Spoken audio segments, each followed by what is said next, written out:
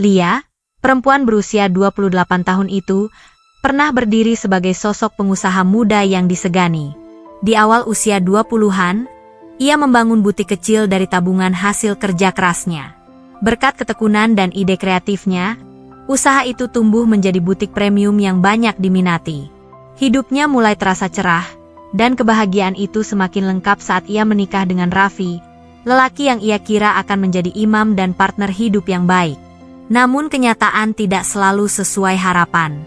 Setelah 2 tahun menikah, Lia mulai melihat perubahan. Raffi makin sering pulang larut malam, membawa aroma alkohol, dan selalu mengelak saat ditanya. Lia mencoba sabar, mencoba percaya, mengira suaminya hanya sedang stres kerja. Tetapi kenyataan pahit akhirnya terungkap. Sebelum kita lanjut ceritanya, jangan lupa dukung channel ini dengan cara like, share, dan subscribe, agar channel ini terus berkembang dan bisa menghadirkan cerita-cerita seru lainnya setiap hari. Suatu malam, seorang karyawan butik membawa kabar bahwa Raffi sering dilihat di klub malam, menghabiskan uang bersama perempuan penghibur. Lia merasa dadanya diremukan. Selama ini, semua keuangan perusahaan dipercayakan pada suaminya. Dan ketika ia mengecek laporan, ia menemukan lubang besar dalam keuangan. Puluhan juta hilang begitu saja. Lia lemas. Hidupnya runtuh dalam satu malam. Tidak hanya dihantam fakta perselingkuhan, Lia juga harus menelan kenyataan bahwa usahanya hampir bangkrut. Raffi marah saat ditegur. Bahkan tanpa rasa bersalah, ia meninggalkan Lia dan menggugat cerai, membawa sebagian barang berharga yang tersisa. Dalam waktu singkat, Lia menjadi janda dengan sisa utang menumpuk, tanpa usaha, tanpa suami, dan tanpa keluarga yang bisa diandalkan. Ia hanya punya dirinya sendiri. Air mata menetes di malam itu, tapi di balik kehancuran itu, Lia mulai merasakan sesuatu dalam hatinya, seolah Allah sedang memanggilnya kembali untuk bangkit, bukan menyerah. Ia menatap cermin dengan mata sembab, sambil berbisik pelan, "Aku belum selesai. Aku akan bangkit." Pagi itu, matahari belum tinggi. Namun Lia sudah duduk di teras kos kecil yang baru ia sewa. Semua terasa asing. Dulu ia tinggal di rumah megah, kini ruang sempit menjadi tempatnya berteduh. Tapi di tengah sempitnya ruangan itu, ia menemukan ketenangan yang selama ini hilang. Lia membuka buku catatan usang, menuliskan semua kesalahan masa lalu dan hal yang harus ia perbaiki. Ia sadar, terlalu lama ia menggantungkan kepercayaan pada suaminya tanpa mengawasi.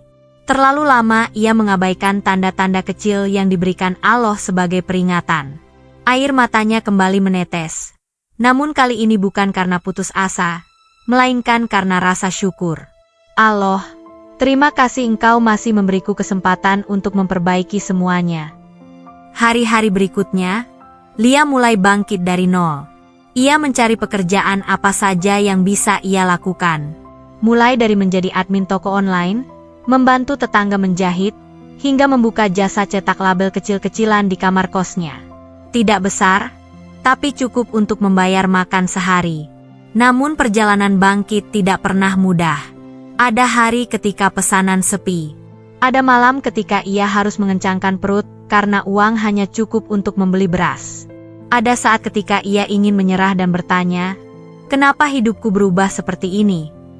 Tapi setiap kali rasa itu datang, Lia teringat masa-masa ketika ia sibuk mengejar dunia dan terlalu percaya pada manusia, hingga lupa pada Tuhannya. Kini ia sedang ditempa, sedang dibersihkan, sedang diajarkan makna ikhlas. Dalam kesepian itu, Lia mulai rajin bangun malam, bersujud, memohon petunjuk.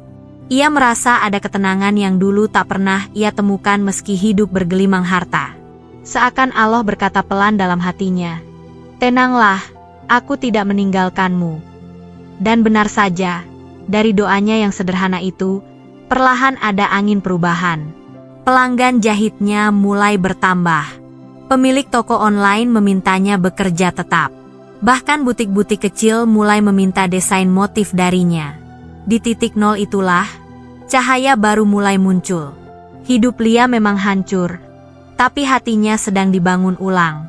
Suatu sore, Saat Lia sedang mengantarkan pesanan jahitan ke sebuah kios kecil di pusat perbelanjaan, hujan tiba-tiba turun deras. Ia pun berteduh di depan sebuah toko fashion sederhana. Di dalam, terlihat seorang wanita parubaya sedang mengeluh karena dress yang dipajang robek terkena gantungan besi. Lia refleks menawarkan bantuan. Dengan cekatan ia memperbaiki robekan itu, menjahit rapi hanya dalam hitungan menit. Wanita itu terkejut. "Kamu penjahit profesional ya?" tanyanya heran. Lia tersenyum kecil. "Dulu saya punya butik, Bu. Tapi, sekarang mulai lagi dari nol." Wanita itu menatap Lia dengan ketertarikan yang sulit dijelaskan. "Kalau begitu kamu yang aku cari. Aku butuh desainer sekaligus penjahit yang teliti. Mau kerja sama?" Hati Lia serasa berhenti sejenak. Wanita itu memperkenalkan diri sebagai Bu Ratih, pemilik 2 toko fashion lokal yang sedang berkembang.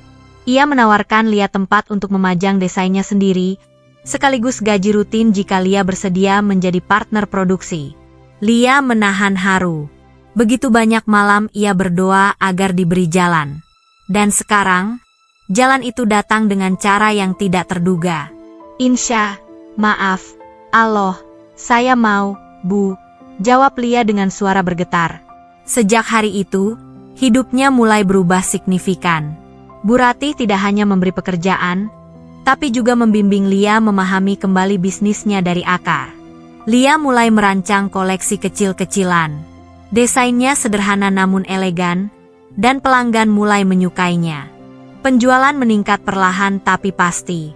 Di satu sisi, proses ini membuat Lia semakin dekat dengan Allah. Ia semakin yakin bahwa setiap kehancuran yang ia alami sebelumnya bukan untuk menghancurkannya, melainkan untuk mengarahkannya pada sesuatu yang lebih baik. Namun, semakin ia bangkit, semakin banyak pula hal dari masa lalunya yang mulai muncul kembali. Termasuk sosok yang dulu menghancurkan hidupnya. Sore itu, butik milik Bu Ratih terlihat lebih ramai dari biasanya. Koleksi terbaru hasil desain Lia dipajang rapi, dan beberapa pelanggan tampak memuji kualitas jahitannya. Lia membantu satu pelanggan memilih warna yang cocok ketika pintu toko berbunyi pelan. Saat ia menoleh, dada Lia langsung mengencang. Raffi, lelaki yang dulu meruntuhkan hidupnya kini berdiri di ambang pintu. Wajahnya kusam, tubuhnya lebih kurus, dan sorot matanya tidak lagi seangkuh dulu. Namun kehadirannya tetap membuat luka lama terasa perih kembali. "Lia!" Suara itu lirih, seolah ia sendiri malu mengucapkannya. Lia menarik napas dalam, mencoba menjaga wibawa. "Ada keperluan apa kamu kesini?" Raffi menunduk. Aku dengar kamu sukses lagi. Aku cuma ingin minta maaf. Aku menyesal." Kalimat itu membuat Lia terdiam. Bertahun-tahun ia berharap Raffi sadar, tapi kesadaran itu justru baru datang ketika semua sudah terlambat. "Aku kehilangan semuanya, Lia," kata Raffi dengan suara pecah. "Bisnis bangkrut, teman hilang, dan perempuan-perempuan itu, semuanya pergi setelah uangku habis." Bu Ratih yang mendengarkan dari jauh segera mendekat. "Mas, kalau mau urusan pribadi, bisa bicara di luar. Jangan ganggu pelanggan." Raffi mengangguk dan mundur. Lia pun mengikutinya keluar, tetapi dengan jarak aman. Ia tidak ingin masa lalunya menariknya kembali ke jurang. "Kalau kamu mau kembali, aku siap berubah," Raffi berkata lirih. "Kita bisa mulai lagi dari awal." Lia menutup mata sejenak. Dahulu kalimat itu adalah impian terbesarnya. Tapi kini, ia bukan Lia yang dulu. Ia telah ditempa, diperkuat, dan dibimbing oleh Allah untuk berdiri sendiri. "Raffi," ucap Lia dengan suara tenang namun tegas. "Allah sudah menunjukkan siapa kamu sebenarnya. Dan apa yang kamu lakukan dulu cukup untuk memisahkan jalan kita selamanya." Raffi ingin menyela, tetapi Lia mengangkat tangan. "Aku sudah memaafkanmu. Tapi aku tidak akan kembali. Aku sedang membangun hidupku, dan kamu bukan lagi bagian dari perjalanan itu." Raffi terdiam. Sorot matanya berkaca-kaca, Tapi Lia tahu itu bukan alasan untuk kembali memeluk masa lalu yang merusaknya. Saat Raffi pergi, Lia merasa beban besar terangkat. Untuk pertama kalinya, ia menutup satu bab kelam dalam hidupnya. Tanpa penyesalan, tanpa ragu.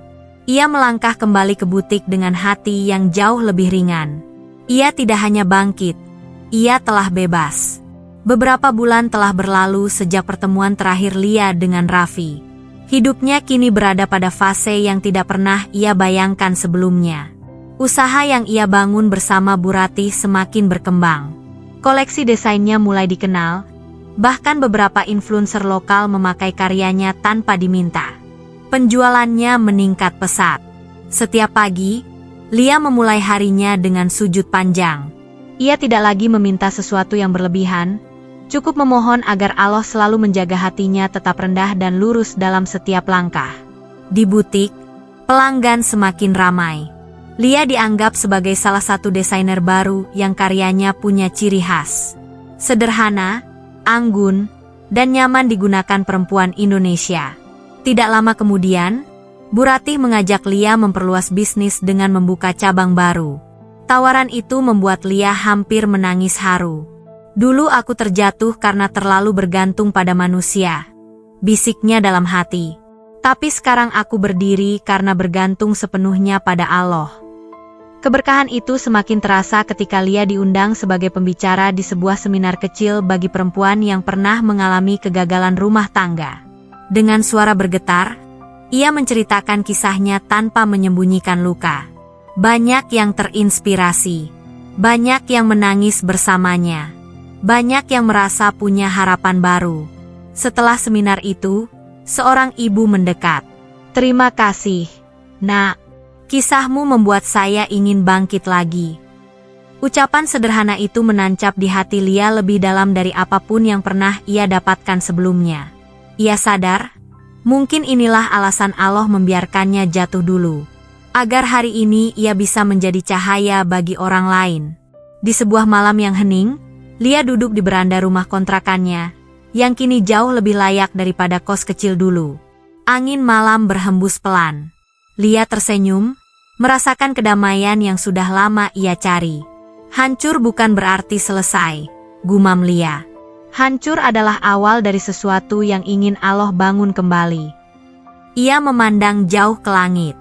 Tidak ada tangisan, tidak ada keluhan, hanya rasa syukur yang mengalir lembut. Hidupnya pernah remuk, hatinya pernah habis.